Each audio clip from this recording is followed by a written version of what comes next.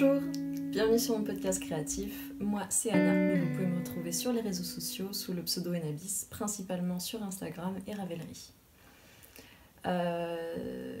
Comme toujours, je voulais souhaiter la bienvenue aux nouveaux abonnés, puis merci à ceux qui reviennent à chaque épisode. Je vais pas dire chaque semaine parce qu'en ce moment mes épisodes sont un peu plus espacés.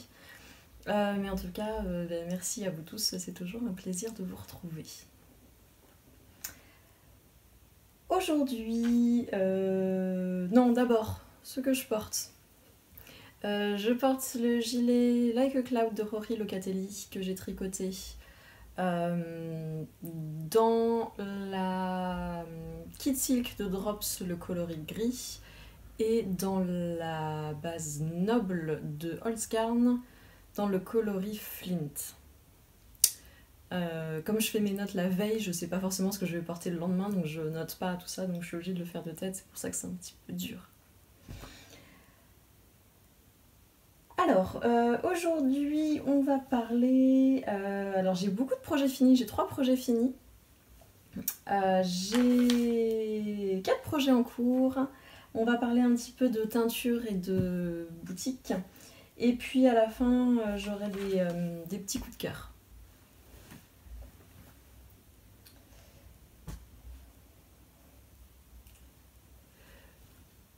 Pour commencer ma longue parade des projets finis, j'ai terminé le gilet Elton de Rory Locatelli que j'ai tricoté dans les laines de la bien-aimée. Donc la fingering, c'est la Merino Singles dans le coloris Parchment, et la lace mohair, c'est la Mohair Silk, oui c'est bien ça, dans le coloris Sheila. Et j'ai également trouvé des boutons, des petits boutons tout simples que j'ai achetés à la droguerie. Donc si vous vous souvenez dans les épisodes précédents, c'est un cadeau de Noël, donc je suis en train de terminer mes cadeaux de Noël un petit peu en retard cette année.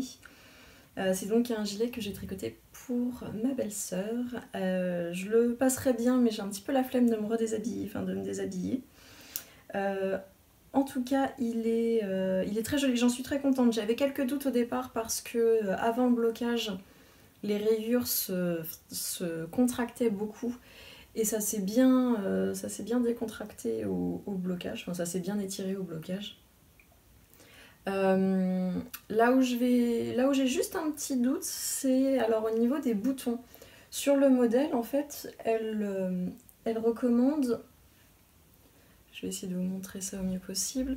En fait, le dernier bouton ne tombe pas directement sur la bande de côte en bas, il est un petit peu plus haut, donc il y a comme cette petite fente en bas. Et le premier bouton, comme la boutonnière est faite sur l'encolure et non pas sur la patte de boutonnage, ça fait que le trou, enfin la boutonnière est un tout petit peu décalée par rapport aux autres. Qu'est-ce que je vais pouvoir vous montrer ? Et du coup, je trouve que ça fait un certain décalage et ça tire un petit peu sur le... Après, c'est du méga détail. Mais en tout cas, j'en suis très contente. Est-ce que je me le retricoterais pour moi ? Probablement pas. Parce que je dois avouer que j'ai pas forcément apprécié... Ça a été quand même long à tricoter. C'était de l'aller-retour... Avec le mohair, j'ai pas trouvé ça très chouette à tricoter seul, le mohair. Après, peut-être que c'était lié à la base et qu'avec une autre base, ça irait, je ne sais pas. C'est la première fois que je tricotais du mohair tout seul.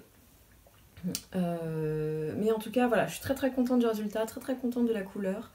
Ça tombe bien. J'avais quelques doutes au niveau du relevage de mailles.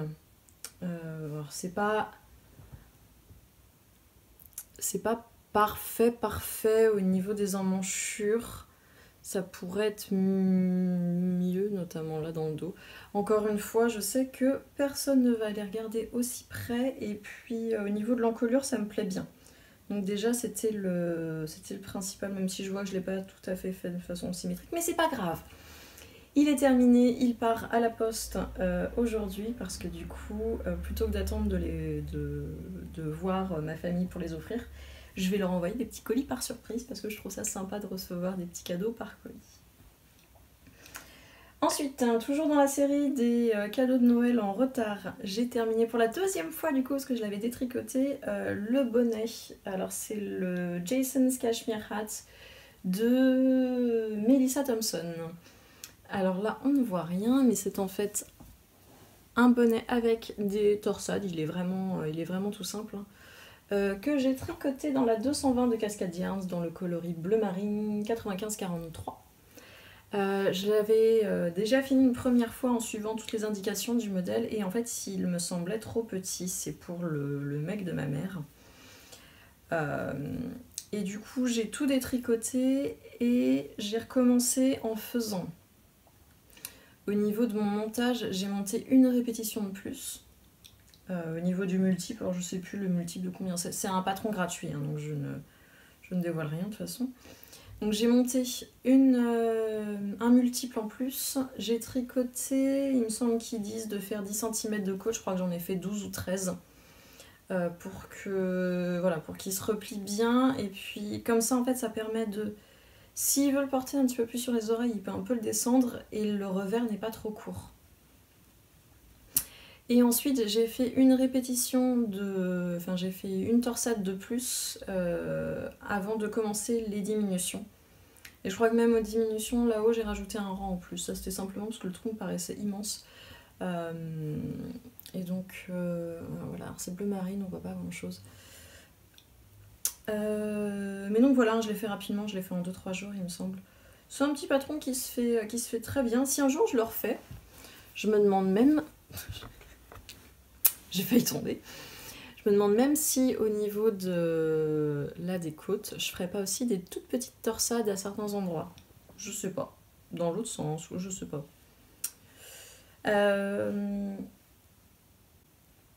Voilà pour le bonnet qui lui aussi va partir aujourd'hui. Et mon dernier projet fini, encore une fois, c'est un cadeau de Noël en retard. C'est une paire de chaussettes rayées pour un de mes frères. Du coup, la laine, c'est ma laine à moi, donc de l'autorayante teinte à la main. Donc là, on a des coloris, on fait bordeaux, vert olive, marron et gris. Là, je suis sur une base 85% mérino, 15% nylon. Elle est très très douce. Et j'ai utilisé le patron pour le talon des Cozy Striped Socks du Cozy Knitter, enfin de The Cozy Knitter, qui est donc en fait un talon qui mélange un tout petit peu de gousset, un talon en rang raccourci, le Fish Lip Kiss Heel, avec un tout petit peu ensuite on vient en fait réduire les mailles sur les côtés comme sur un talon renforcé en fait. Ce qui me permet je vais essayer de vous montrer ça, de ne pas trop, je sais que j'en ai déjà parlé, mais de ne pas trop déranger les rayures, tout en ayant quand même plus de profondeur au niveau du talon. J'en suis plutôt contente, il se fait plutôt bien, donc je pense que je vais rester là-dessus pour mes chaussettes rayées. Et le coloris contrastant, pardon, ce petit gris là, c'était un reste que j'avais de Tosh Sock de Madeline Tosh et le coloris c'est Charcoal. Donc voilà pour mes projets terminés de Noël. Je suis très contente du résultat même de ces coloris là. Il faudrait que... En fait, à la caméra, je sais pas si on voit quand même bien la démarcation entre le marron et le vert olive. Donc j'aime beaucoup et je suis très pressée de les offrir. Pour ce qui est de mes projets en cours, mon gros projet du moment, c'est un pull, c'est le Wintersole de Jennifer Steingass que je tricote dans la 220 de Cascade Yarns, dans les coloris bleu marine 95-43 et écru 90, encore une fois tout sera bien en bas. Normalement c'est un jacquard qui se fait avec 3 couleurs. Moi on me l'a demandé avec seulement 2. Et je trouve que le résultat est magnifique. Alors évidemment ce n'est pas ma taille. C'est en fait un pull, le niveau de la construction c'est assez intéressant. C'est un pull qui se commence par le bas du yoke, on fait un montage provisoire, on fait tout le yoke. Et ensuite on vient récupérer, c'est là où j'en suis, en fait on vient récupérer son montage provisoire, on sépare pour les manches, et là en fait j'ai commencé le corps. Alors j'ai fait 2 rangs hier soir, et ensuite j'ai vu qu'il fallait commencer les rangs raccourcis. Je me suis dit qu'à 23h c'était pas une bonne idée. Donc voilà, en gros j'ai fini la partie intéressante, enfin la partie stimulante du pull, étant donné que je ne ferai pas les motifs en bas des manches, ni en bas du corps. Donc tout le reste maintenant c'est du jersey en rond, donc une fois que j'aurai passé les rangs raccourcis, ce sera parti pour la mer de jacquard, et vous savez que j'adore ça. Qu'est-ce que je voulais dire d'autre? Petit changement également, l'encolure. L'encolure est plus dégagée à la demande de la personne pour qui je le tricote. Elle voulait une encolure un petit peu plus dégagée. Et surtout, normalement dans le modèle, l'encolure devrait être faite dans le coloris contrastant. Mais on s'est toutes les deux dit que une encolure blanche comme ça, surtout qui roulotte un peu, j'avais peur que ça se salisse vite et que ça se voit. Donc du coup on a opté pour une encolure, l'encolure en bleu. Alors là je vois que ça roulotte beaucoup, j'espère qu'au blocage ça roulottera pas trop et qu'on verra pas l'intérieur. Parce que ouais, là on voit un petit peu les brins à l'intérieur. Le motif était très très chouette à faire. Ça me donne envie de m'en faire un dans les 3 couleurs parce que j'ai vraiment vu des modèles enfin des combinaisons de couleurs qui étaient magnifiques. Mais je le trouve très très joli dans ces teintes-là. J'en suis très très contente. Je le tricote du coup en 4 mm. Ça c'est de la worsted il me semble de mémoire. Donc voilà, maintenant il me reste plus qu'à faire tout le reste du jersey.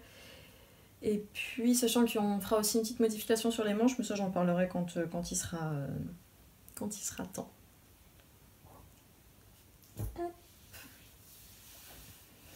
Ensuite, on passe aux chaussettes, hein, évidemment, parce que comme je teins beaucoup en ce moment, je tricote ce que je teins parce que j'ai envie de voir ce que ça donne. J'avais mis un petit peu en pause ces chaussettes-là, et puis j'ai commencé la deuxième parce que j'ai vraiment envie de pouvoir les porter. Et en plus, c'est vrai que cette année, comme là pendant l'hiver, je ne travaille pas, je suis toujours en arrêt maladie. Comment dire? Au travail, en fait, je ne pouvais pas porter mes chaussettes.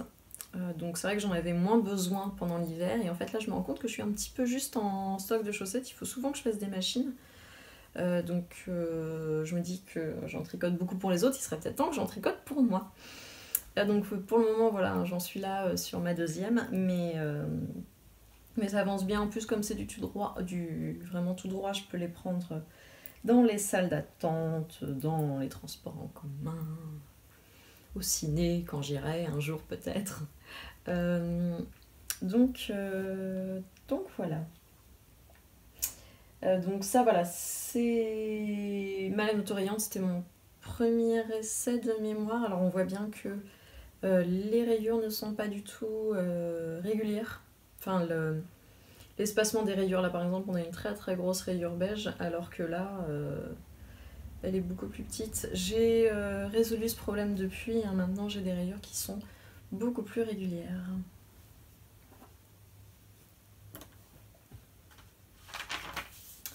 J'ai un nouveau projet en cours, qui d'ailleurs est mi-rang, ce qui n'est pas très très intelligent. Je vais le tricoter rapidement histoire que je ne perde aucune maille.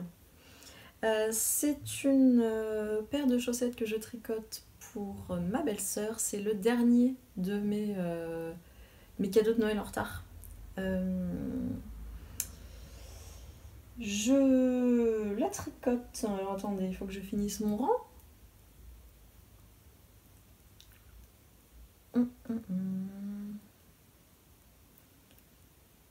Je la tricotais en salle d'attente et quand on est venu me chercher, j'étais au milieu d'un rang, donc j'ai tout lâché. Et hop. Je vais essayer de bien le mettre.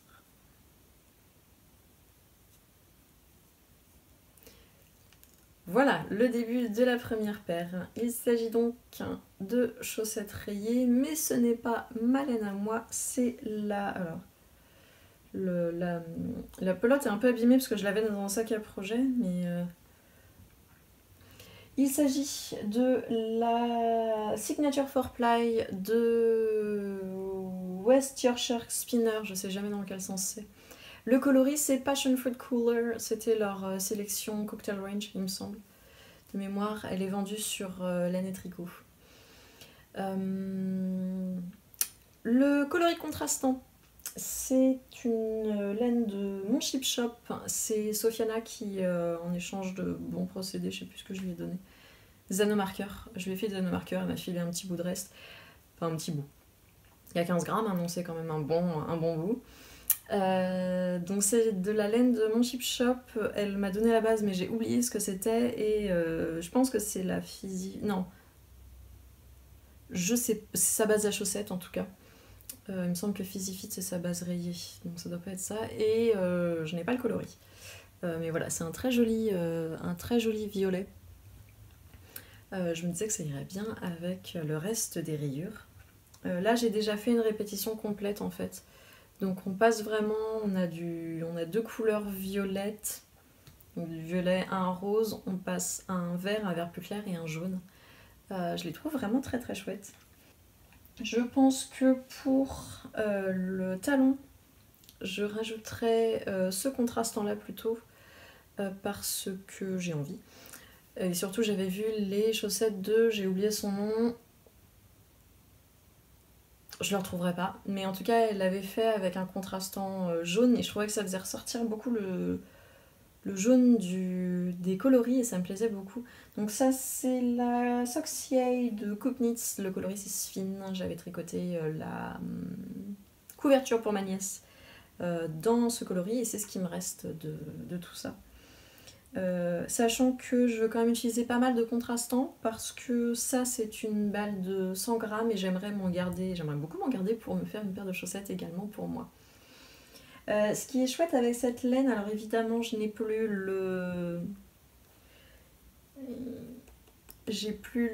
l'étiquette, mais c'est qu'elle contient, donc c'est une 75-25, je crois qu'elle contient 35% de BFL. Donc elle va être très résistante, mais elle reste très douce quand même pour du 75-25. Donc j'aime beaucoup ce que ça donne, même si je trouve que j'ai l'impression qu'elle est plus fine. C'est une fingering quand même assez fine, j'ai l'impression. Peut-être qu'au blocage, je ne l'ai pas encore testé, peut-être qu'au blocage elle prendra un petit peu de... Mais on le voit, je sais pas si on le verra à la caméra, mais en fait au toucher on sent que celle-ci est quand même plus gonflée que la West Yorkshire Spinner. En tout cas, j'aime beaucoup le rendu des couleurs. J'espère que ça va plaire à ma belle-sœur. C'est un petit peu... je sais que c'est un petit peu foufou comme... Enfin, un petit peu foufou. Toute proportion gardée. Ça sort un petit peu des zones de confort, mais je trouvais ça chouette.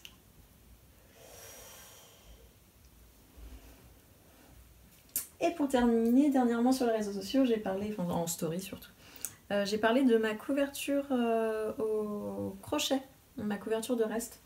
On m'a demandé si j'allais en parler sur le podcast et dans ma tête je me disais bon, j'en ai déjà parlé il n'y a pas si longtemps que ça. Non, en fait ça fait super longtemps que j'en ai pas parlé, donc je pense que beaucoup des nouveaux abonnés n'ont pas forcément vu. Donc en effet ça valait le coup d'en reparler. J'ai fait pas mal de rangs, j'essaye de retrouver mon nanomarqueur. Où est-il ? Il est là. Donc je m'étais arrêtée au bleu ici la dernière fois, donc j'ai rajouté une petite quinzaine de rangs je crois. Cette couverture là en fait c'est donc une couverture de reste que je tricote au crochet en 3,5 il me semble de mémoire.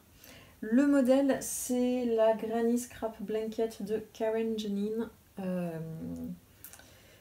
Mais en vrai c'est très très simple, alors j'ai plus les termes en tête, mais en gros on monte X nombre de chaînettes, enfin on fait une chaînette de X nombre de mailles. 300 peut-être, un truc dans le genre de toute façon. Enfin voilà, la largeur de ce que vous voulez faire. Moi j'ai refait je vais faire une maille simple en fait dans cette chaînette pour avoir quand même une meilleure base. Et puis ensuite on fait des brides. Je sais plus comment ça s'appelle. Avant je connaissais tous les termes, mais depuis que j'ai arrêté vraiment le crochet. Mais en vrai voilà, c'est très très simple. Moi ce que je fais c'est que quand je finis un projet en fingering, enfin dans l'idée, je fais un carré dans ma couverture au tricot, parce que j'ai 2 couvertures, hein, des fois que j'ai commencé. Celle-ci, je l'ai commencée en mai 2017. Voilà. J'ai le temps avant d'avoir une vraie couverture dont je peux me servir. Mais en gros, je fais un seul carré dans ma couverture au tricot, parce que je veux pas avoir de couleurs qui se répètent, je veux vraiment avoir un carré, enfin une couleur, un carré. Et ensuite, je garde ça pour ma couverture, et en fait, il y a des coloris qui se répètent. Je pense que ça se verra bien. Donc du coup, j'ai une boîte à chaussures, j'en ai perdu au passage, dans lequel j'ai mes restes. Et puis, quand j'ai envie, je regarde quel coloris irait le mieux avec ce que j'ai déjà fait. Et puis voilà, j'essaye un tout petit peu de faire attention à ce que je mets les uns après les autres pour pas avoir trop de trucs qui clashent ensemble. Et puis, donc si il m'en reste pas mal, je vais faire juste une ligne. Et si je vois qu'il me reste pas grand chose, j'en ferai peut-être. Je fais une ligne plus qu'il faut pour finir la balle, enfin le reste en fait. Donc là par exemple, le dernier gris que j'ai utilisé, là je l'ai fait sur 2 rangs et puis en fait j'ai fini voilà ce que j'avais. Et comme ça je n'ai pas de petits restes qui traînent. Et voilà, donc j'ai pas mal de petites choses ici, notamment je garde vraiment des trucs tout petits comme ça parce que je ne veux pas gaspiller. C'est une couverture que je recommande parce que vraiment c'est simple. Ça se fait vite, ça mange du fil, le crochet mange beaucoup plus de fil que le tricot. Et je trouve ça chouette et surtout ça ne bloque pas une paire d'aiguilles parce que avec le crochet là vous voyez j'ai plus mon crochet là mais en fait j'ai juste à le repasser dans mes 2 petits brins là et puis je peux repartir et puis quand la longueur vous plaît vous pouvez l'arrêter et basta. J'aimerais pouvoir rentrer dans les détails de ce que j'ai mis dedans depuis la dernière fois, malheureusement je sais pas si ça sera très intéressant pour vous. Et puis je me souviens pas des noms de tout le monde, donc voilà. Puis la moitié c'est des trucs que j'ai teints moi-même, donc au final ça n'a pas un intérêt extrême pour vous. Mais voilà, je l'aime beaucoup. Je suis pressée de... Ça m'a fait vraiment plaisir de la continuer, je suis pressée qu'elle grandisse encore un peu plus pour pouvoir l'utiliser au quotidien. Pour ce qui est du tricot de mes projets en cours, c'est tout ce que j'ai. On va passer à la teinture. J'ai fait beaucoup d'expérimentations dernièrement en teinture, notamment au niveau, donc pour l'autorayon et pas que d'ailleurs. Que ce soit au niveau de la préparation de la laine des différentes bases, des couleurs. En règle générale, je suis plutôt satisfaite de ce que j'ai obtenu, même s'il y a eu des couacs.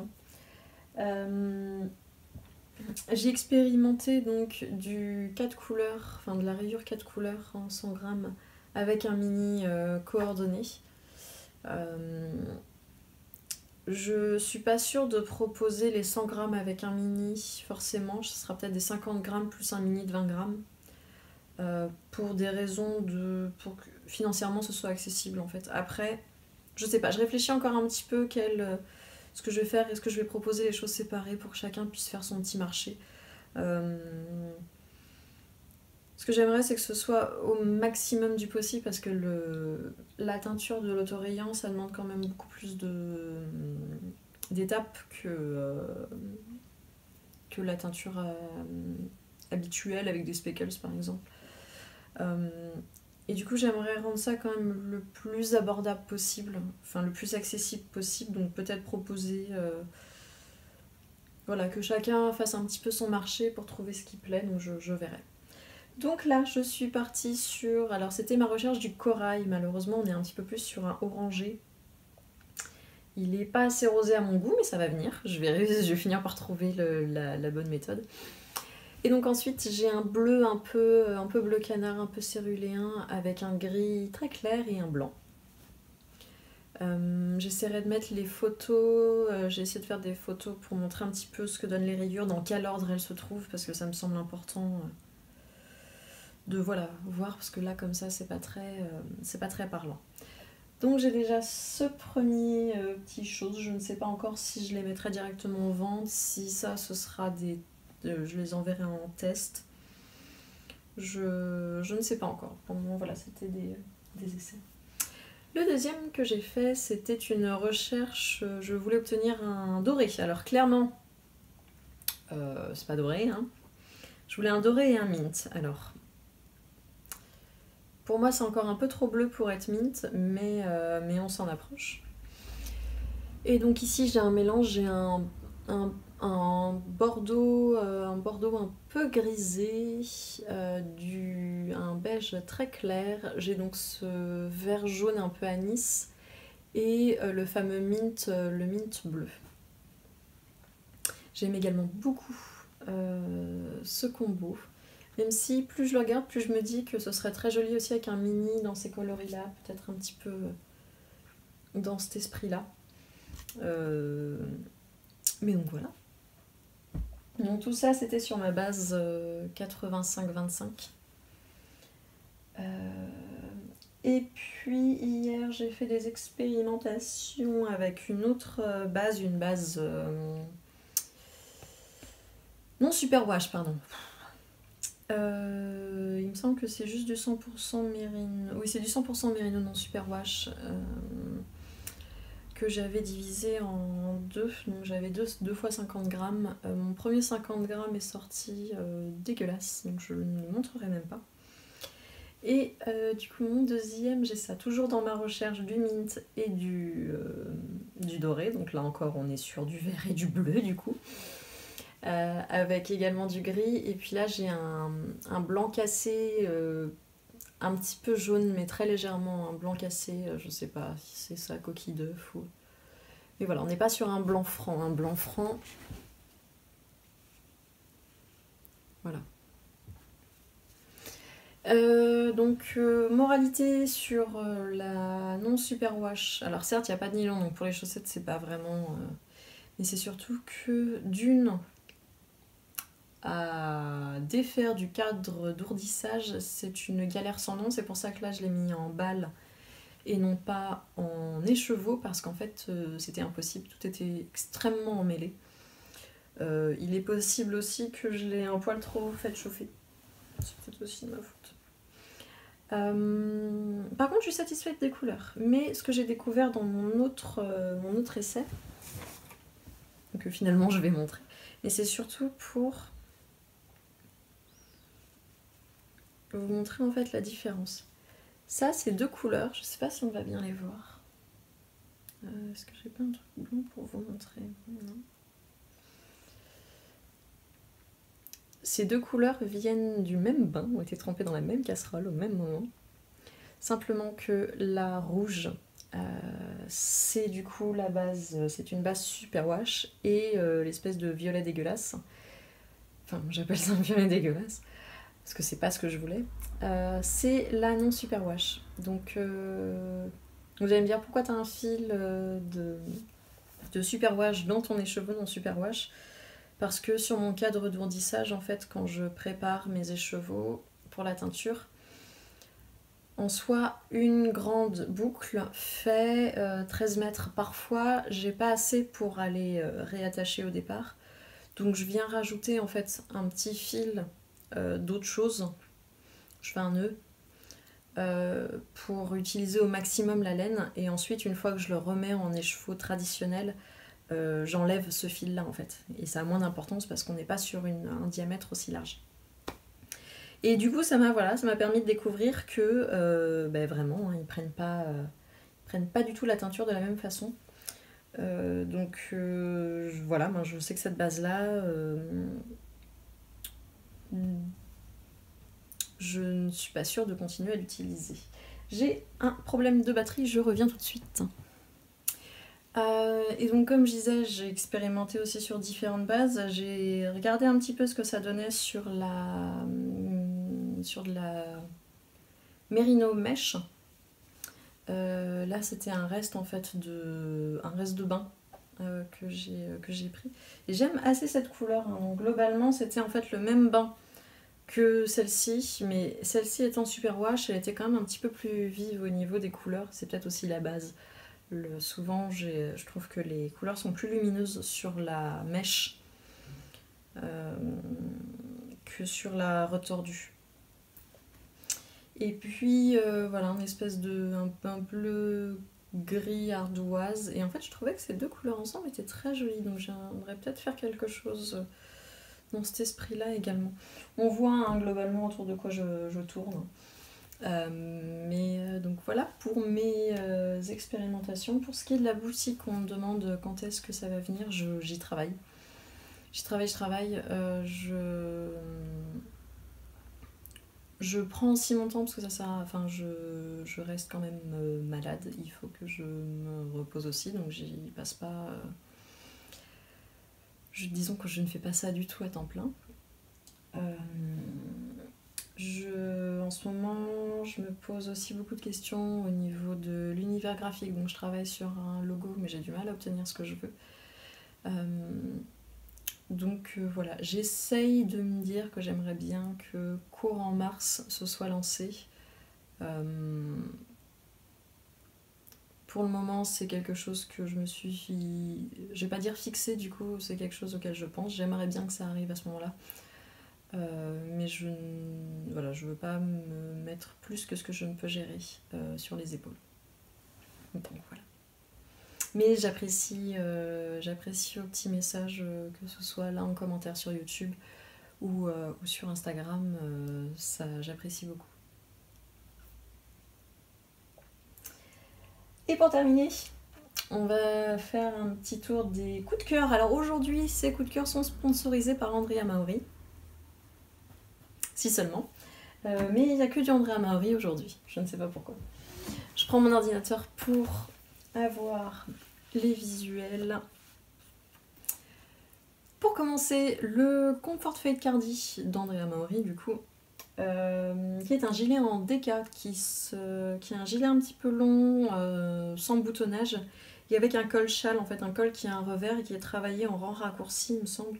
Donc il est un petit peu plus large au niveau de tout ce qui est voilà, vraiment en colure, et puis après il se réduit un petit peu sur les bordures du gilet. Il se tricote normalement dans l'idée avec des laines en gradient en fait, donc il y a un gradient à la fois.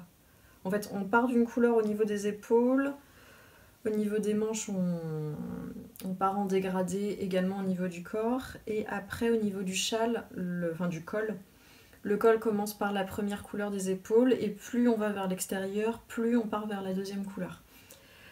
Mais il peut tout à fait être fait.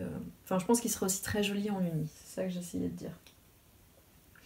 Il se tricote en jersey en verre, donc il est entièrement en jersey en verre, et après il me semble que tout ce qui est côte, c'est en fait du point mousse. Donc ça c'est je sais pas si moi j'aime beaucoup ça, mais en tout cas, il me semble que j'avais vu la version de Triple L de Mag et je m'étais dit, c'était Triple L de... Alors je sais, dans un podcast j'avais vu une version tricotée et portée, je m'étais dit ce col châle a l'air vachement agréable. Donc voilà pour le Comfort Fade Cardi. Ensuite j'ai eu aussi un bon coup de cœur sur le rose, qui est également un gilet long, également un gilet sans boutonnage et également un gilet en gradient. Cette fois-ci, il est tricoté en sport. Et alors en fait, il est tricoté, il y a une bande de torsade au niveau des manches et une bande de torsade également qui fait en fait la bordure. Donc toute la bordure qui passe dans le cou. Et alors là, j'ai eu en fait un coup de cœur pour la version de Sophie, du tricomonde de Sophie, qui l'a tricoté dans des laines de la pelote vagabonde. C'était sur la base abri. Donc en fait, elle avait un gris, alors je pense que c'est un beige à speckles, et ensuite un vert un petit peu dans ces verts-là, mais un peu plus tranché au niveau des manches en fait. Donc elle avait juste le gris sur le corps, le beige, de toute façon je mettrai une photo, je sais pas pourquoi je m'embête, et le vert, et je me suis dit c'est une super idée d'avoir cet accent de couleur juste au niveau des manches. Je trouvais ça vachement joli. Et surtout, elle l'a fait en XS, donc il est quand même un peu plus près du corps que les versions qu'Andrea Maori mettait en photo. Et je trouve que ça me correspondait plus. Le seul petit bémol qu'il y a, c'est qu'en fait il est tricoté à plat. Et ensuite, il faut... Donc en fait, on commence par le bout d'une manche à plat. On tricote ça, plus on fait en fait les augmentations, et donc le devant d'un côté, on refait la même ici, et de dos également, il y en a 2. Donc ce qui veut dire qu'on vient faire des coutures là, là, tout du long, et ensuite toute la bordure en torsade elle est tricotée seule, et ensuite elle est aussi cousue. Je déteste coudre des trucs, surtout parce qu'en fait je perds patience, je finis par bâcler, et du coup c'est moche. Donc voilà, c'est à voir, mais après Sophie dans son podcast, j'essaierai de vous mettre le lien en bas de cet épisode en particulier, avait l'air de dire que c'était quand même plutôt bien expliqué, enfin que le patron était quand même plutôt bien pensé pour être ensuite cousu, enfin monté facilement et avec un beau rendu, mais il me semble, sauf sous là. En fait c'était joli au niveau de la torsade, pas forcément sous les bras, si j'ai bien compris et si je me rappelle bien. Et ensuite, cette fois-ci ce ne sera pas un gilet, ce sera un pull, mon dieu. Le Shifty qu'Andrea Maori a sorti là courant au mois de juillet, qui est du coup un pull avec une encolure ronde, mais assez rapprochée du cou quand même, je trouve. On est sur du yoke, hein. Oui, il n'y a pas de raglan, donc avec un pull en yoke, des manches 3/4, et il est assez cropped au niveau de la taille. Et en fait, avec un système de jacquard mosaïque, je sais pas exactement si ça s'appelle comme ça, c'est mosaic knitting en anglais. Donc c'est un système en fait de mailles glissées. On vient en fait mêler 2 couleurs, enfin ça fait un effet graphique avec 2 couleurs, et donc notamment elle a utilisé les laines de Spin Cycle Yarn, qui sont des laines qui sont filées industriellement, mais qui donnent un effet de filet main, c'est-à-dire qu'en fait tous les brins ne sont pas de la même couleur, ce qui fait cet effet de ce qu'on appelle le bubble playing en anglais. Alors c'est des cheveux qui coûtent une maxi fortune, donc très clairement je n'irai pas chez Spindle, enfin je prendrai pas chez Spin Cycle Yarn, mais je me dis que ce serait pas mal justement de commencer un projet filé avec voilà, des couleurs en tête, et comment dire, ce serait pas mal de filer pour un pull, tout en se disant je vais pas filer pendant 400 grammes le même, ou 300 grammes, tout le temps la même couleur. En fait il va y avoir des couleurs différentes, et justement pouvoir jouer avec ça et pouvoir jouer avec le retort également. Donc pourquoi pas. Sinon il y a aussi des je sais que Zauberball par exemple fait des choses un petit peu en gradient comme ça qui pourraient fonctionner. En tout cas, je trouve le modèle absolument magnifique. Et j'ai très très très envie de le faire, surtout que je porte de plus en plus de cropped. Donc ça me plaît beaucoup. Et puis ben voilà pour mes coups de cœur, hein. J'en ai pas trop parce qu'en même temps j'ai encore beaucoup de choses à tricoter. Au niveau des futurs projets, pour le moment j'en ai rien trop de prévu. Là j'arrive à la fin de mes cadeaux de Noël, j'arrive à la fin de certaines commandes, donc je vais peut-être enfin pouvoir commencer à tricoter pour moi. Il y a des chances qu'il y ait beaucoup de chaussettes parce que ben, c'est ce que je teins en ce moment, donc il faut aussi que je les teste. Mais après, bah, je commence un peu à tourner en rond avec les pulls que je me suis déjà tricotés, donc je suis pressée de commencer des nouveaux pulls pour moi, mais avec toute la quantité de coups de cœur que je vous ai montré dernièrement, je devrais trouver ce qui me plaît. Donc c'est tout pour moi cette semaine. Je vous souhaite une très bonne journée, une très bonne semaine, un bon tricot, et puis je vous dis au prochain épisode.